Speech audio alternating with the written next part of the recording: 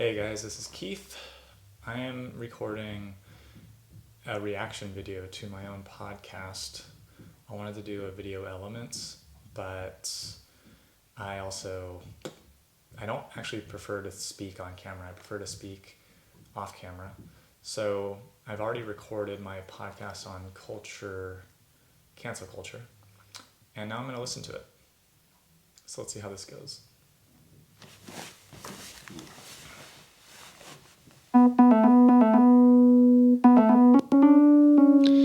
Hey, it's Keith. So it's a very dreary autumn day in Berlin, Germany. It's been this way for a while, and it affects my mood, that's for certain. A lot going on emotionally and mentally. I want to talk some things out. This episode is going to be about cancel culture. It will be my second or third episode on this topic, but the most official, the last one being behind my Patreon paywall. I would love everybody's support on patreon.com/Keith Telfayan. My last name is Telfeyan. And I'm trying to grow my output as a creative, as a content creator, as a thinker.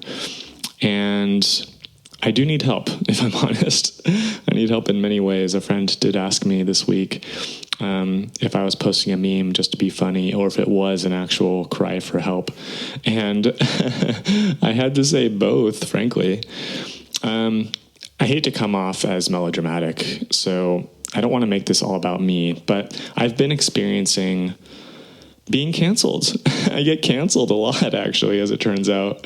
Depending on how broadly you can define that phrase, I am a person that gets canceled all the time. And I want to talk about some of these examples and tie it into cancel culture as a phenomenon in 2020. It's been going on for years, but now it's really a thing. And I want to talk about that, cite some evidence for it, and make a case, and then talk more broadly about what it all means and why it upsets me. You know, a big reason why I'm doing this podcast, Thinking Out Loud, is because I really believe in free expression and open dialogue and thinking through things. I don't always know something. I don't know if I believe anything, but I have intuitions and I have reactions and I do have some core beliefs that I've developed over time. Some of them have shifted, but by and large, I very much believe in liberal principles of free speech, of a libertarian sense of personal space, personal freedoms and liberties, to live and let live, this kind of stuff. I really fundamentally believe it. And I also do believe in helping each other in communities and pooling wealth for the greater good and sharing that wealth to the people more in need. I believe in redistributionism. That's a topic I've gotten into fights about lately. And yeah, I have these values that I'm quite comfortable with. But I also like to somehow think out loud in controversial ways and to provoke. This is something about my personality that I've been resistant to because I really don't like upsetting people. I don't like it when people are mad at me. It hurts. And I've lost friends. I've actually lost a lot of friends over the years because of this quality that I have. And it really makes me feel bad, if I'm honest. I've talked to some other friends about it. There are people, I think, that get me, if you will, people that support me for being me. And I don't even know what that really means, but enough people have now told me that I am a provocateur, that I do accept that. I don't really aim to provoke, generally speaking, but I do like going into the interesting areas. And if I find some little thread, I might start pulling it. I think it's interesting. It's like, it's really in me to be curious and to follow that lead. And a lot of people dislike that. I would say most people. And it makes me sad because I don't have a sense of superiority over people that don't want to go there, that would rather either stay blind or ignorant or just leave topics alone, touchy subjects, people that are sensitive, people that are going through things and just want to kind of like be surrounded by goodness, happiness. I get all of that, and these are people close to me. So like, why would I want to hurt them? And yet it's just it's in my nature to explore it.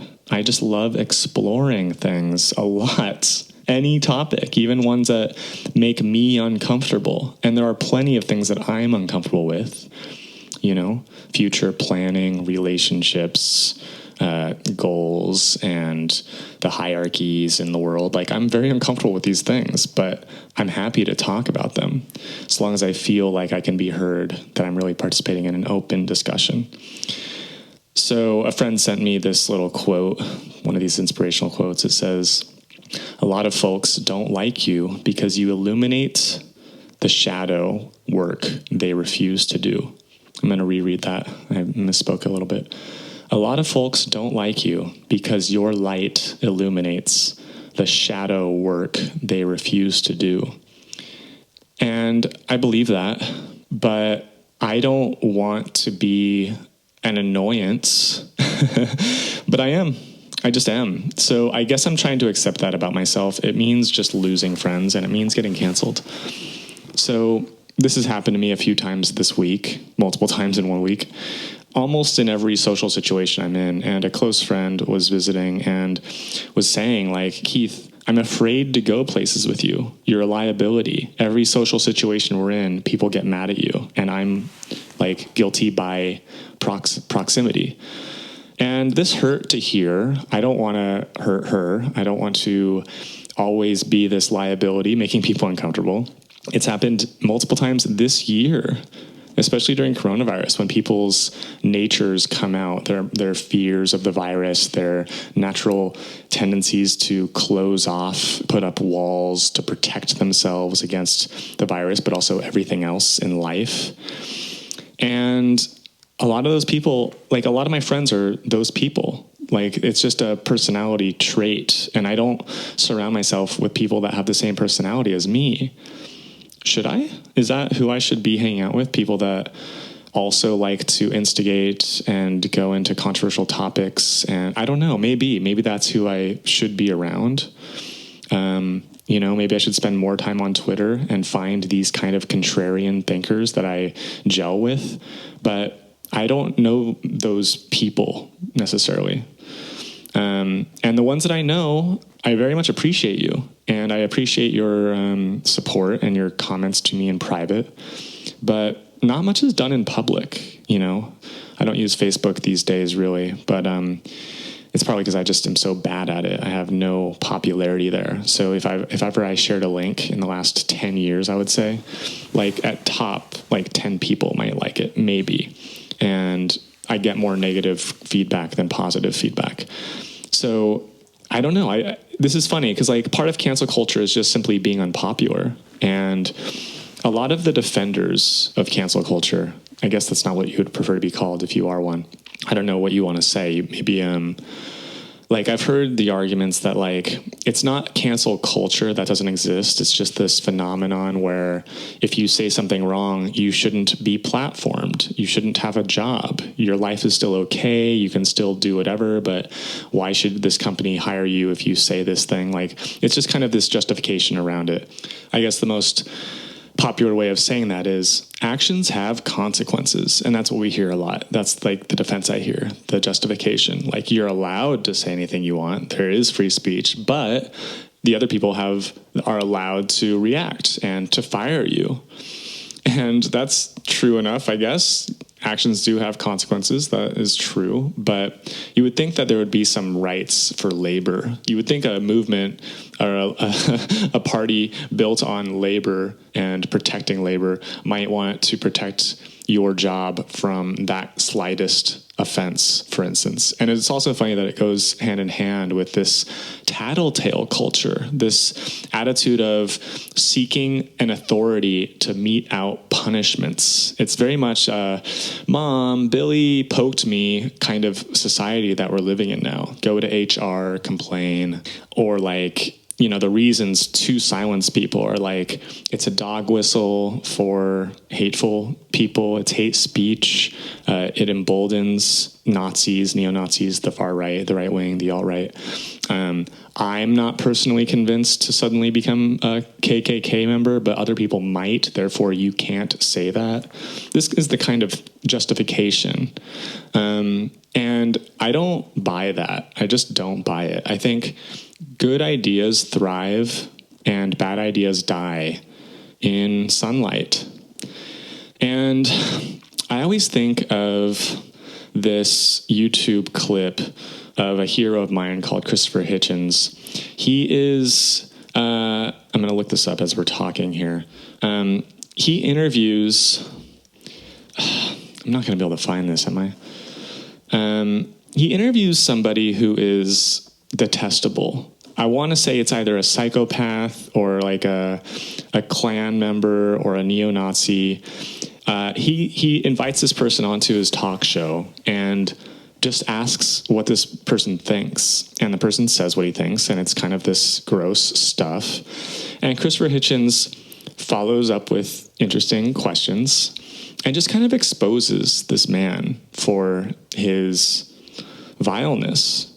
He doesn't shut him down. He doesn't yell at him. He doesn't really even try to argue with him because he doesn't even want to dignify it with a debate style response. He just talks it through a little bit and then says, okay, thank you for joining us. We'll be back, and then leaves. And I offer anybody curious to Google Christopher Hitchens and watch some of his interviews. He was a really sharp thinker, and I wish he was alive today to make comments about cancel culture. My point with all that is that I believe in discussion. I believe in talking. And a lot of the reasons I get in trouble personally is that I enter a dialogue in a group or with a person, often in a social situation, and it gets fun and interesting. And I think we're in this philosophical space, which I take as rather sacred, like we're deciding to think about ideas. That's what we're doing here.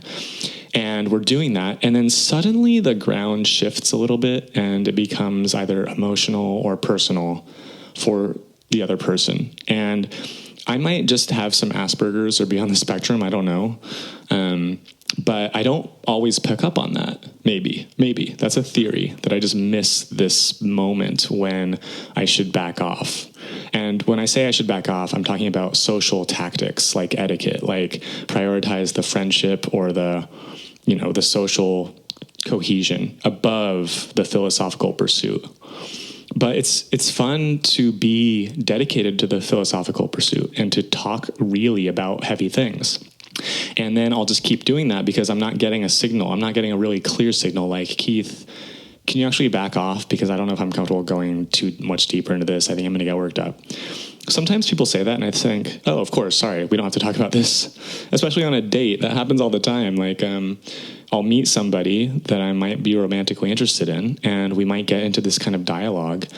And if she has the wherewithal to see what's happening with herself, she'll say it, and then I'll hear what she says, and then we'll change the subject, and it works. But a lot of times, I think we can all just get carried away and wrapped up in the idea, and then before we know it, we're like sweating and getting really worked up and angry. So this has happened to me, I want to say, what's today? Thursday. It happened Tuesday night. It happened Sunday. It happened Saturday night, and I think it happened Friday as well. And maybe even Wednesday before that. It happens like all the time. And I'm not proud of that. In fact, I'm a little embarrassed. And I would actually, when I investigate myself, when I try and meditate on this and psychologically analyze myself, I wonder, does my depression have something to do with this? Am I projecting? Am I distracting myself with somebody else's problem? Am I, glomming on to this little, tear in the fabric of something that I'm seeing so that I, am not thinking about my own failings, because that could be the case. And it could be the case for all of us. We all might be doing that, right? I think there's a lot to say about our personal well-being and the way that we are behaving right now in society together. I think we're all sick, basically. I think we're all totally sick. But can we just admit it and laugh about it and recognize it and just point that out to each other here and there? So yeah, this is the phenomenon that I'm seeing, that we all have some neuroses and some emotional baggage. And what I'm sensing is that actually the people in power, people that have cultural power, as well as political and capital power, bosses, coworkers, are people that have emotional issues around victimhood mostly, but also just sensitivities, oversensitivities, probably from sheltered parenting or being special, whatever. Jonathan Haidt writes about a lot of this in The Coddling of the American Mind, this social media phenomenon that's also analyzed in recent movies on Netflix, The Social Dilemma and The Great Hack. I want to do an episode about those specifically, just to name drop them here. What I'm seeing is that the powers that be are actually Google, YouTube, Facebook, Apple, Twitter. These kind of platforms are left-leaning platforms, and they silence dissent, which is very Orwellian. And the way that they do it the way they justify it is that it marginalizes people. It threatens the livelihoods of minorities, as if anything I can possibly mutter could violently hurt somebody. It doesn't even make sense. It literally doesn't make sense. But that's the justification of deplatforming someone. I could be taken off of Patreon for this, potentially. Literally, think about that. Isn't that kind of insane? That happens. And victimhood is weaponized now. It's a weapon to be offended and to point your finger at somebody and say, you've hurt me through your words or beliefs, and I'm done with you now. I mean, that's like a breakup, right? That's like emotional trauma. And I think something's wrong with all of us that we feel that way, that we feel so strongly about words, I guess. So you obviously see this in regard to race and gender. You see it a lot. You see it every day. That the power dynamic is that people that get silenced are the ones that somehow challenge this kind of hegemony. And it's funny because we're not necessarily thinking of this kind of leftist attitude as the power structure, but it is. It's not Donald Trump's administration. That's true. But it is this thing where major brands, major companies, the people that they fire are the ones that usually criticize, let's say, Black Lives Matter. And, or going back to the Me Too movement, somebody like Matt Damon is the one that's vilified for saying something like, this is probably a spectrum. We should probably separate crass jokes in social situations from violent rape. He was pilloried for saying that, So I'm talking about the culture that pillories Matt Damon for saying something that seems very benign and obvious to me. But I guess I'm also part of this problem, that I would ask for nuance in that kind of discussion. Okay, so the problem is that, let's see if I can talk about this. Let's take something like rape, which is obviously awful. It might be the worst thing that any of us can imagine. I mean, it's just so bad. And you can imagine it just worse and worse. You can add so many layers to make it worse, right? And then whatever you're imagining as terrible that you've either lived or can imagine, okay, that creates a sensitivity on the topic, right? It's not like polite dinner conversation. So what happens if it's brought up? Why is it being brought up? Is anybody that brings it up automatically instigating? Is it always malicious, right? Is there a way to talk about this without pushing buttons or, making it personal? That's a real question. Is it at all ever possible to talk about that topic? I would hope so. But if I'm talking about it with a new group of people, some of whom I might not know, acquaintances, I don't know their past. I am sensitive. I want to be sensitive and not assume anything. And maybe somebody has gone through something terrible.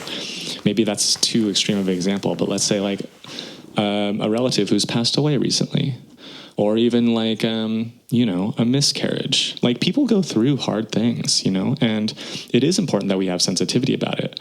But in the realm of talking and thinking, I would hope that these topics are still possible to think through together, and that the sensitive person builds up the courage and strength to persevere through a conversation. That would be my psychological recommendation. Knowing some psychology, studying it, going through it a lot myself. You don't get better by avoiding something, by hiding away from it. You get better, you recover, your wounds heal when you face it, and you face it in a safe way, comfortably, but it is uncomfortable. But you have to go through some discomfort in life.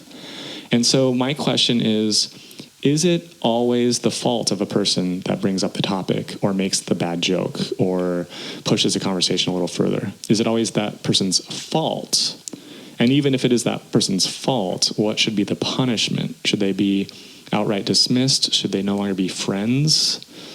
I know a lot of people that don't want to be my friend because of that, And I guess I just wonder also, when someone is offended, are they always right? And what does it mean that I have to be more sensitive to them and that they don't have to do anything? They don't have to be more sensitive to me. They don't have to try and see where I'm coming from. They don't have to do anything. They just get to be hurt and offended, and I'm the bad guy, right? So this is how I get canceled.